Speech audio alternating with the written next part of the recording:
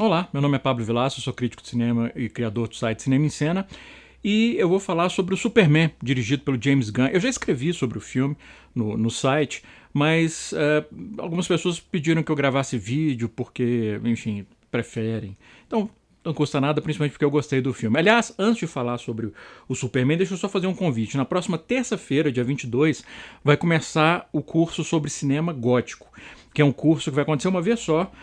São 8 encontros ao vivo, mas eles ficam gravados para quem não puder ver ao vivo, né, para poder ver depois. Para quem puder participar ao vivo, quiser rever depois, também vai ficar disponível a gravação. E eu vou falar sobre o cinema gótico em todos os gêneros, no faroeste, na ficção científica, no horror, obviamente. Nós vamos falar desde o Méliès. Aliás, tem antes do Méliès, nós vamos começar falando sobre fantasmagorias, que vem antes do Méliès, até chegar em Pecadores, por exemplo, que foi lançado esse ano, que acabou de chegar aos streamers brasileiros. Tá bem bacana o curso e o link está na descrição para quem quiser saber a ementa completa, como se inscrever, enfim, começa na terça-feira. Bom, em relação ao Superman, o James Gunn ele assumiu o controle do aspecto cinematográfico das adaptações para o cinema, como eles gostam de chamar, IP, né, produtos intelectuais da DC, que é um termo que eu não gosto, porque normalmente esse termo IP, né, já trata isso, trata como produto, não trata como algo que envolva arte necessariamente. É como se você estivesse calculando os quadrantes que você precisa alcançar para o filme ser um sucesso, mas enfim. A DC ela não conseguiu alcançar o mesmo sucesso com seus personagens, principalmente na ideia de criar um universo estendido, assim como a Marvel conseguiu durante um bom tempo antes de vir essa sucessão de fracassos, ou pelo menos de decepções da bilheteria que vem tendo. E aí eles contrataram o James Gunn, que havia dirigido Guardiões da Galáxia, que estão entre os melhores filmes que a Marvel produziu nessa boa fase da Marvel. E ele dirigiu primeiro uma versão do Esquadrão Suicida, muito bacana, que só ressaltou os problemas todos da versão anterior. E agora ele lança o Superman. O Superman, na visão do James Gunn, ele trata o filme de uma maneira completamente diferente a que o Zack Snyder tratou. Eu vou falar um pouquinho sobre isso, porque essa diferença e o que isso significa. Mas o fato é que o Superman, em 2025, é um filme com cores vivas, é um filme leve, é um filme que tem muito mais alegria do que angústias existenciais. Isso, eu acho, se deve ao fato. Acho não, isso é óbvio.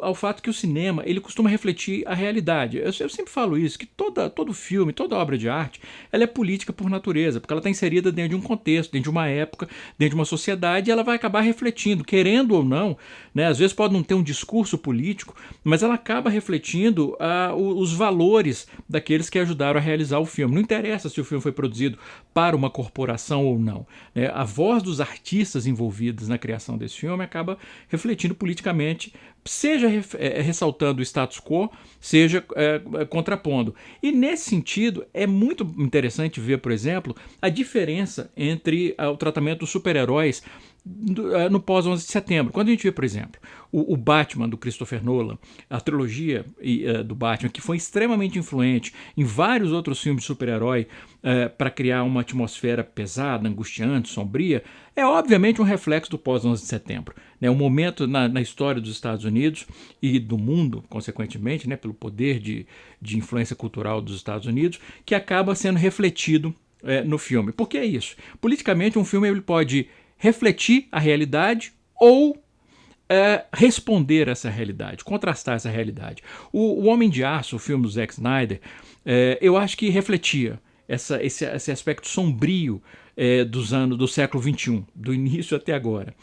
Mas chega um momento em que acaba surgindo uma exaustão por parte do espectador, que às vezes quer sair da sua realidade para um momento de escapismo. E eu não acho que o Superman do James Gunn é um entretenimento puramente escapista, mas ele compreende que há uma certa exaustão na atmosfera sombria dos filmes de super-herói. E aí, o que ele faz, em vez de refletir a realidade como o Zack Snyder refletia, ele oferece uma resposta a ela. Se o universo do Zack Snyder, assim como do Christopher Nolan, era um universo cínico, um universo de ansiedade, de apreensões sociais, o do James Gunn é um universo de gentileza, como reagir a um mundo que está oferecendo um monte de terrores para a população. Você pode baixar a cabeça, né, uma atitude derrotista ou niilista que seja, mas dizer, olha, eu não posso fazer nada, eu vou só reagir a isso, ou você pode reagir a isso. Eu acho que o Superman do James Gunn é isso. É uma resposta. Em vez da gente ceder a esse aspecto sombrio, vamos oferecer leveza. Né? O Superman aqui é talvez a versão mais gentil, generosa, mais preocupada com todos os aspectos, dos maiores aos menores, salvar um esquilinho durante uma briga. Ele valoriza todas as formas de vida. Ele tem uma ética profunda. Ele não consegue compreender como alguém pode simplesmente tentar justificar racionalmente um massacre. Quando ele diz para Lois Lane no filme, pergunta por que você interferiu numa questão, né, que não tem nada a ver diretamente com os Estados Unidos, que é onde você mora, ele fala porque tinham pessoas morrendo. E é isso, muitas vezes essa revolta de base, tinham pessoas morrendo, tinha que fazer alguma coisa, já é uma atitude muito mais corajosa do que uma postura cínica de não, mas nós temos que entender que as circunstâncias, né, de talvez uma intelectualização de algo que tem que receber uma reação que é visceral. Isso é errado, isso não pode acontecer. E é essa reação visceral que o Superman do James Gunn oferece. É uma reação visceral, assim, não me interessa racionalização, não me interessa intelectualização. É errado. E eu tenho que intervir. Nesse sentido, é óbvio que o filme faz uma referência que não é nem sutil sobre o genocídio do povo palestino. Eu vi algumas pessoas falando, não, na verdade, se a gente for ver, né, o ditador lá do país da Morávia que invade, ele remete ao Putin, né, à Rússia. Mas eu não vejo como essa interpretação pode sustentar. Porque uma coisa que fica clara no filme, que a própria Lois Lane diz, é que a Morávia é aliada dos Estados Unidos. O Superman é criticado porque ele foi contra um aliado dos Estados Unidos. A Rússia pode ser tudo, menos aliado dos Estados Unidos. Desde a Guerra Fria, ela sempre foi encarada como rival, seja comercial, seja politicamente, seja de um ponto de vista bélico, sempre encarado como rival. Então, só isso já elimina qualquer possibilidade de que a Morávia seja uma representação da Rússia. E, além disso, quando a gente vê o povo que está sendo invadido, não tem nada a ver com a Ucrânia. São pessoas de pele escura, num lugar devastado, que parece um campo de refugiados. É, obviamente, a Palestina. Inclusive, muita gente, fãs do Superman, protestando, que absurdo. Né? Eu vi muita gente falando, agora é um filme woke. Isso é uma coisa que eu sempre acho curioso, porque são fãs do Superman, ou seja, são fãs do herói, mas os valores que o definem como herói, na vida real as pessoas se posicionam contra. Humanidade, empatia. E ao mesmo tempo, existe um reconhecimento tácito de que o Lex Luthor é o vilão. Né? Os fãs do Superman, qualquer um encara, o vilão do universo do Superman é o Lex Luthor, que aqui é representado muito bem pelo Nicholas Hoult como um tech bro que influencia a opinião em redes sociais, manipula, se ele possui ou não uma plataforma, o filme não diz, a gente pode presumir, que influencia politicamente o país com seus contratos militares. Assim, os pares do Lex Luthor na vida real também são muito óbvios. Mas aqueles mesmos que encaram e reconhecem, não tem dúvida nenhuma que o Lex Luthor é um vilão, admiram a sua versão de carne e osso.